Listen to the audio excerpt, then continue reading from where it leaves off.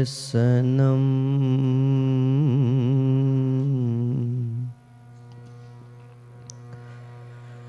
मन्दहासरुचिराननाम्बुजम् पूजितं सुरनरोत्तमेर्मुदा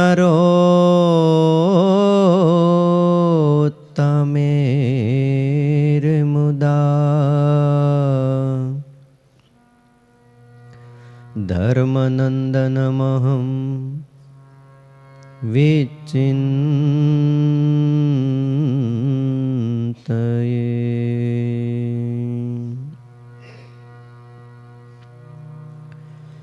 ॐ अवतारिणे श्री स्वामिनारायणाय नमो नमः। श्री हरिकृष्णाय घनश्यामाय नमो नमः। एकाकी वनवासिने कठिन तपकारिणे बालयोगी श्री नीलकंठ वर्णेन्द्राय नमो नमः। परात्पराय पुण्यश्रवण कीर्तनाय श्री सहजानंद स्वामिने श्री नारायण मुनये नमो नमः। बोलो श्री स्वामिनारायण भगवाननी हरे कृष्ण महाराजनी जय। लक्ष्मी नारायण देवनी गोपीनाथ जी महाराजनी सिद्धेश्वर महादेवनी विघ्न विनायक देवनी कष्टभंजन देवनी जय।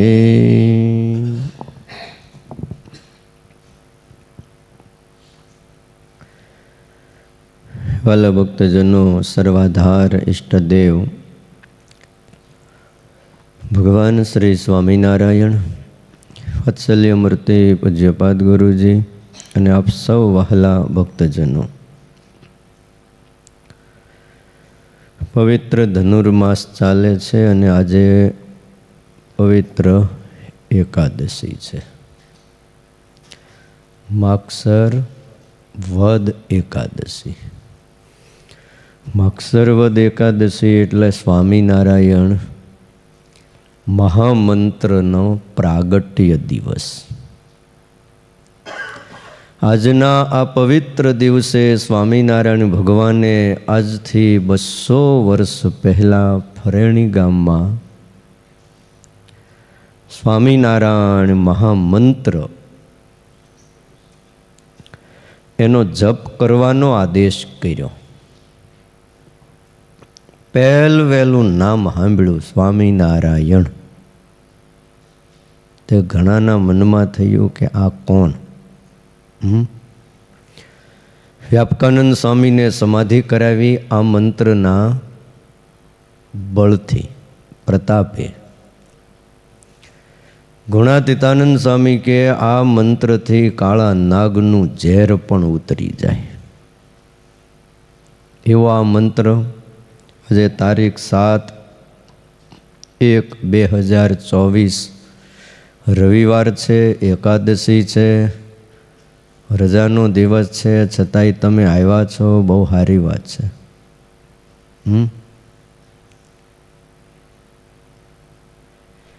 વાત બહુ સમજવા જેવી। શિક્ષાપત્રીમાં હવેના શ્લોકમાં આવે છે, 74મો શ્લોક છે। ધર્મની વાત કરી, ત્યાર પછી પણ એ જ વાત લખે છે, પણ થોડો પ્રકાર બદલ્યો છે. પૂર્વે મહદ ભેરપી યદ અધર્માચરણમ ક્વચિત કૃતમ સ્યાત તત્તુ ન ગ્રાહ્યમ ગ્રાહ્યો ધર્મસ્તુ તત્કૃત. સર્વે મારા આશ્રિતો હોય એમણે પૂર્વે થયેલા મહાપુરુષોએ પણ જો કાંઈક અધર્મનું આચરણ કર્યું હોય તો તેનું ગ્રહણ કરવું નહીં. અને એ મોટા પુરુષોએ જે ધર્માચરણ કર્યું હોય એનું જ ગ્રહણ કરવું. ભાષ્યકાર સતાનંદ સ્વામી આ શ્લોકની વ્યાખ્યા કરતા બોલે છે કે પૂર્વકાળમાં થયેલા જે મોટા પુરુષો એણે પોતાના તપ બળે, યોગ બળે, ઐશ્વર્ય બળે કરીને પ્રસિદ્ધ થઈ ગયા હોય. આ જગતમાં જેનું એક નામ હોય, બ્રહ્માદિક શ્રેષ્ઠ પુરુષો છે કે જેની પાસેથી લોકો પ્રેરણા લે છે, પણ એનું અધર્મરૂપ આચરણ એનું ગ્રહણ ન કરવું. પોતાની પુત્રીની પાછળ બ્રહ્માજી દોડ્યા, એ અધર્મનું આચરણ હતું. ભલે એ શિષ્ટ પુરુષ છે, મોટા છે, સત્યલોકના અધિપતિ છે, તો પણ એનું આચરણ અમારા આશ્રિતોએ કરવું નહીં. પણ એટલું લખ્યું પાછું, એમના વચનને પાછું અનુસરવું, નહીતર મર્યા સમજો. સમર્થકો નહીં દોષ ગુસાય. પોતે પોતાને સમર્થ ન માની લેવા. ઘણીવાર આવી બધી વાતો આવે એટલે હમ ભી ક્યાં છોટા પુરુષ હે, હમ ભી હે મોટા પુરુષ હે. વન વિચરણ કરતા હતા નીલકંઠ મહાપ્રભુ. પરાત્પર પરબ્રહ્મ છે, પોતાની ઐશ્વર્ય શક્તિ સામર્થ્ય આ બધું જ છુપાવી અને આ ધરતી ઉપર મનુષ્યાકારે મનુષ્ય જેવા થઈને વિચરણ કરતા હતા. અનેકના કલ્યાણ કરી દે, એમની મૂર્તિની ઝાંખી થઈ જાય, એમનું દર્શન થઈ જાય, એમનો સ્પર્શ થઈ જાય, એમની ચરણ રજ જો માથે ચડાવે તો એમાં હારે મોહનદાસ કરીને એક વૈરાગી હતા. થોડોક સમય, એકાદ વર્ષ કે 6 મહિના હારે રહેલા મોહનદાસ. બહુ મુમુક્ષુ આત્મા હતા અને પછીથી એ સત્સંગમાં સાધુ પણ થયા છે. એક વૃક્ષની નીચે બેઠા એટલે એક ઝાડમાં ફળ હતા. નીલકંઠ મહાપ્રભુ એ ફળ લઈને તોડ્યા, તોડી ધોયા, ઠાકોરજીને ધરાવ્યા અને જમવાનું ચાલુ કર્યું. એટલે મોહનદાસની ભૂખ લાગી હતી એટલે એણે ફળ તોડ્યા. પણ જ્યાં મુખમાં મૂકવા જાય ત્યાં બાલાજોગી નીલકંઠજીએ કીધું કે મોહનદાસ એ ફલ મત ખાઈયો. ક્યો? જહર કે ફલ હૈ, છોડ દો ઉસે. વિશ્વાસુ અને શ્રદ્ધાળુ સામો પ્રશ્ન નથી કર્યો, નહીતર આપણે પ્રશ્ન કરીએ તમે ખાઓ છો ને મને હું કામ ના પાડો છો. પણ મોહનદાસ એટલો વિશ્વાસુ અને શ્રદ્ધાળુ મુમુક્ષુ હતો એટલે કીધું સારું, મૂકી દીધા એક બાજુ. નીલકંઠ પ્રભુએ એ ફળ ખાધા. મોહનદાસ નજરે જોવે છે પણ બેઠો, કાંઈ વાંધો નહીં. થોડી વાર થઈ ત્યાં 4 મોટા વૈરાગી આવ્યા. હવે અને આમ જોયું, ભૂખ તો એને લાગી હતી. આ બાલાજોગી નીલકંઠજીને જમતા જોયા એટલે થયું કે એ ખાને કે ફલ લગતે હૈ, ये छोटा बच्चा खा रहा है तो हम तो बहुत बड़े हैं, योगी है। 5 हाथ पूरा તમે योग साधना કરી, ખાઈ પીને યોગ સાધના ખૂબ કરી હતી. તો એણે ફળ તોડ્યા અને ફળ તોડીને ખાવાની તૈયારી કરે ત્યાં મોહનદાસને દયા આવી. નીલકંઠ પ્રભુ કાંઈ ન બોલ્યા. તમે જોયું? નહીતર જાણે તો કહી શકે એમ હતા, પણ થયું કે જેવે ખબર જ હોય કે જેનામાં મુમુક્ષુતા નથી અને આપણે કહેશું તોય ઊંધું પડશે, એને કહીને કોઈ મતલબ નથી. એટલે મોહનદાસે કીધું કે ફલ મત ખાઓ વૈરાગી, महात्मा जी ये फल मत खाओ। क्यों न खाए? ये कौन है ये खा रहा है? तो ये तो हमारे गुरु है, तो वो खा रहे हैं तो हम क्यों न खाए? अरे महात्मा जी वो तो बड़े पुरुष है। तो हम क्या छोटे पुरुष दिखते हैं आपको? हम भी बड़े पुरुष है, हम भी खाएंगे। ते खाधा અને ખાઈને જ્યાં આમ બેહવા જાય ત્યાં આંખો ઘેરાઈ ગઈ અને આખા શરીરમાં ઝેર વ્યાપી ગયું। ન્યા પગ ઘસી ઘસીને 4 વૈરાગી મૃત્યુ પામ્યા। મોટાનું આચરણ છે ને એ આચરણ ન કરાય। શું કરાય? એણે કીધું નહીં ખાવાનું, નહીં ખાવાનું, વાત પતી ગઈ। આજે એકાદશી છે એટલે અનાજ નહીં ખાવાનું, નહીં ખાવાનું, એ ભલ ખાતા, સમજાણું? પણ આપણે શું કરીએ? તો એટલે બહુ સરસ શ્લોક શ્રીજી મહારાજે લખ્યો છે કે ભાઈ એમનું આચરણ આપણે નહીં કરવાનું। આચરણ કરવાથી કલ્યાણ બગડે અને વચનને અનુસરવાથી કલ્યાણ થાય છે। મહાપુરુષોના વચનો કલ્યાણકારી છે, આચરણ કલ્યાણકારી નથી કીધું। શું છે? એના વચનો કલ્યાણકારી છે। આચરણો તો કોઈક જ કલ્યાણકારી હોય છે, બધા નથી હોતા એમ પણ નથી, કલ્યાણકારી પણ છે। પણ ક્યાંક ક્યાંક કોઈક જગ્યાએ ક્યાંક એણે ચરિત્રો પણ કર્યા હોય છે। મહાપુરુષોના જે પવિત્ર આચરણો એનું અનુસરણ કરવું, પણ જો મૂઢપણાથી મહાપુરુષોના અપવિત્ર અને નિંદિત આચરણોનું અનુસરણ કરે તો શાસ્ત્ર એમ કહે છે કે એની અધોગતિ થાય છે। સ્મૃતિ વાક્ય છે, એમાં લખ્યું નૈતત સમાચરે જાતો મનસાપી હનીશ્વર વિનશ્યત આચરણ મૌઢ્યાત યથા રુદ્રો અબ્ધિજમ વિષમ। જેવી રીતે સમુદ્રમાંથી ઉત્પન્ન થયેલું ઝેર એને શંકર દાદા પી ગયા અને શિવજી પોતે સમર્થ હતા એટલે ઝેરને પોતાની યોગ શક્તિથી કંઠની અંદર સૂકવી નાખ્યું। કેટલી યોગ શક્તિ છે તમે વિચાર કરો। અહીંથી ગળામાં નાખો પછી કોઈની તાકાત નથી કે ત્યાં પ્રવાહી પદાર્થ ઊભું રહે। પણ શિવજીએ યોગ શક્તિથી પોતાના કંઠમાં રોકી દીધું અને સૂકવી નાખ્યું, હેઠે ન ઉતરવા દીધું। પણ જો કોઈ શિવજીનો વાદ લઈ અને ઝેરનું પાન કરે તો અસમર્થ હોવાથી એનું મૃત્યુ જરૂર થાય। હા, તમને મનાતું ન હોય તો આજે એકાદશી છે, ખાલી સેજ ટીપું જીભ ઉપર મૂકજો ફરાળ તરીકે। શું થાય? થાય હું કાલ સવાર કથામાં ન આવો, અમારે આવવું પડે હાર પહેરાવા। હે,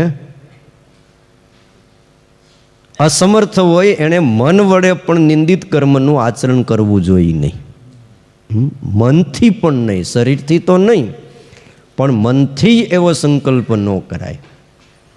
પણ જીવના કર્મ એટલા બળવાન છે ને, ડાયો માણા હોય ને એ સમજે કે ભાઈ આપણે આપણી પહોંચ પ્રમાણે કામ કરાય, આપણી સ્થિતિ પ્રમાણે આપણે રહેવાય, અને બીજાનું જોઈ જોઈને આપણે કરવા જઈએ તો ઘોર નરકની પ્રાપ્તિ થાય છે। અત્યાર સુધી 4 દિવસ આપણે એ જ વાત કરી, ગમે એવો માણસ હોય પણ કર્મના ફળ એને ભોગવવા પડે છે। પરીક્ષિત રાજાને ભોગવવા પડ્યા, મહારાજા દશરથને ભોગવવા પડ્યા છે, અને મોટા મોટાને પણ એ ફળ ભોગવવા પડ્યા છે। ભગવાનના માતા પિતા ધર્મ અને ભક્તિ હતા, એને પણ શાપરૂપ કર્મ લાગી ગયું હતું તો એને ભોગવવું પડ્યું હતું। પરમાત્મા એક બાકાત હોય છે, તોય દુર્વાસા મુનિએ એમ કીધું મારા શાપની અંદર નારાયણ પણ આવી ગયા છે, એટલે એમને પણ જન્મ તો લેવો જ પડશે। પણ એમ પાછું ન કીધું કે અસુરો થકી કષ્ટને પામશે, ત્યાં તાકાત નહોતી, પણ જન્મ તો અવશ્ય એમને લેવો પડશે। એટલે વાલા ભક્તજનો, કોઈ પણ મન વડે પણ નિંદિત કર્મનું આચરણ કરવું નહીં।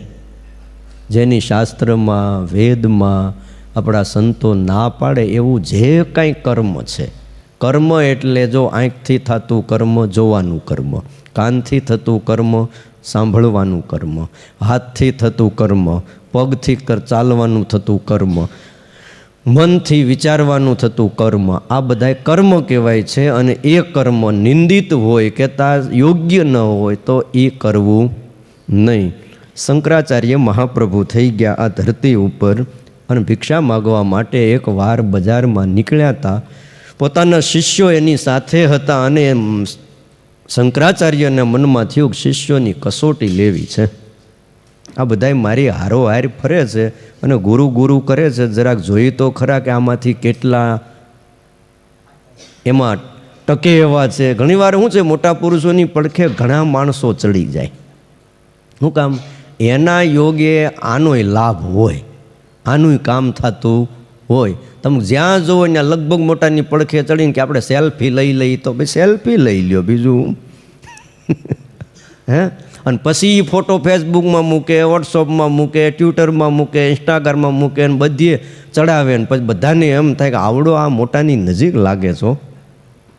પણ એ મોટાની નજીક એટલે જ ચીડ્યો હોય કે એણે ફોટો લઈને પછી કાંઈ કામ કરવાનું હોતું, પછી જ બીજાને વેતરી જ નાખવાનું હોય. તે શંકરાચાર્યને તેઓ કસોટી લેવી છે તો એક જગ્યાએ ભિક્ષા માગતા માગતા ગયા. ત્યાં હલો દારૂ વેચતો હતો, દારૂની ભઠ્ઠી હતી. હા, ત્યાં જ ગયો. ત્યાં જઈને પત્ર લાંબુ કરીને કે ભિક્ષામ દેહી, ભિક્ષા આપો. કે હવે દારૂ વેચનારો એ ભિક્ષા આપી આપીને હું આપે? એણે એક બોટલ ખોલી, કિંમતી બોટલ હો, પણ પાછી સારામાં સારી બ્રાન્ડેડ કંપનીની.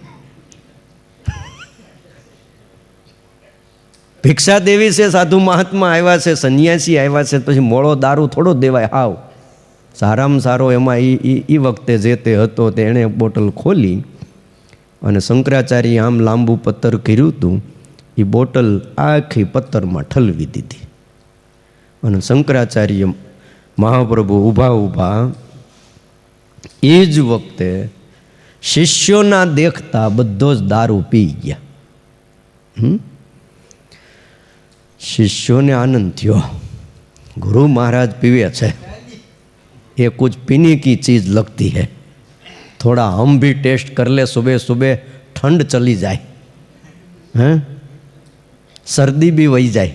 છોકરાઓ તમે એક ટીપું નાકે લગાડો તમારી શરદી વહી જાય, એમાં છાતીમાં લગાવો તો છાતીનો કફ વયો જાય. શું કહેવું તમારું? કાંઈ ન થાય. પણ આ કોઈ દી અડાય પણ નહીં. અરે એમ લખ્યું કે દારૂનું એક ટીપું જો ચામડા ઉપર પડે, તમે જોડા પહેર્યા હોય ને જોડા ઉપર ખાલી એક ટીપું પડી ગયું તો એ ચામડું જે પશુના ચામડામાંથી બન્યું હોય એ પશુ પણ નરકમાં જાય. બોલો, એની અધોગતિ થાય, આટલું પાપ લાગે. તો દારૂ પીવાય ક્યાંથી? શિષ્યોને આનંદ થયો. ગુરુ એવા શંકરાચાર્યજીના આચરણને અનુસારીને દારૂ પીવા તત્પર થયા. આમ હજી પીવાની ઓલાને કીધું, ગુરુ કો દિયા એક બોટલ તો એક બોટલ હમકો બી દે દો. હા, થોડો થોડો પ્રસાદ અમે લેશું. તે ઓલો તો બિચારો ભાવિક હતો ને દારૂડિયા પાછા દારૂ વેચનારા, દારૂ પીનારા ઉદાર બહુ હોય. ખરેખર તમે જુઓ તેને ખિસ્સામાં જેટલા હોય એટલા કાઢીને દઈ દે. તો ઓલા નથી ગુરુજી ઘણીવાર કથામાં વાત કરતા, એક જણો મંદિરે આવીને બહાર ભિક્ષા માગતો હતો. કુછ દે દો, પરમાત્મા કે નામ પે કુછ દે દો. હા, કાંઈ ન મળ્યું.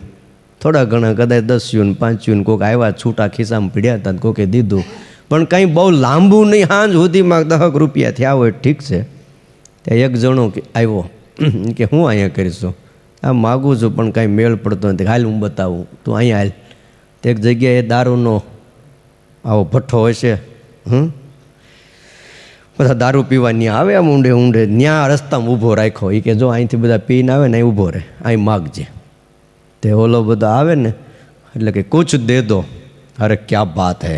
ઓલો પીને આવ્યો બોટલ, એને પછી શું છે, એટલો બધો ઉદાર માનવી હોય, ખિસ્સામાં હાથ નાખે, જે નીકળ્યું એ 200 500 આમ કરીને લે, એક જણા એ 200-500 દીધા, બીજું આવ્યો પીને, અરે કુછ દે દો કે, હે કુછ દે દો, ખુદા કે નામ પે દે દો કે. ત્યાં વળી ઓલાય ખિસ્સામત કાઢીને એણે દીધા. ભાઈ હાંજ લગે જેટલા નીકળ્યા, હાંજ પડતા જ બોલો 5-10 હજાર રૂપિયા થઈ ગયા. બોલો બીજે દી દોડતો મંદિરે આવીને કે ઠાકોરજી તમે રહ્યો છો ક્યાં અને તમે સરનામું ક્યાંનું આપો છો કે. હે મને એમ કે મંદિરમાં બિરાજો પણ તમે એડ્રેસ મંદિરનું દીધું, પણ તમારું રહેવાનું ઠેકાણું તો. એટલે એ દારૂ પીનારા ઉદાર બહુ હોય છે. એની માનસિક સ્થિતિ આખી બદલાઈ જાય, એને ખબર ન રહે. પણ એમાં પાછું ખરું હો, ગમે એમ બહુ લોભી હોય તમે દારૂ પાવ તો એ પાછો ઉદાર નહીં થતો હોય. પ્રકૃતિ જાય નહીં. જો અમે બેંગ્લોર ભણતા ને તે રસ્તા ઉપર જાય ત્યાં તો પાછું શું છે દારૂ પીવાની છૂટ.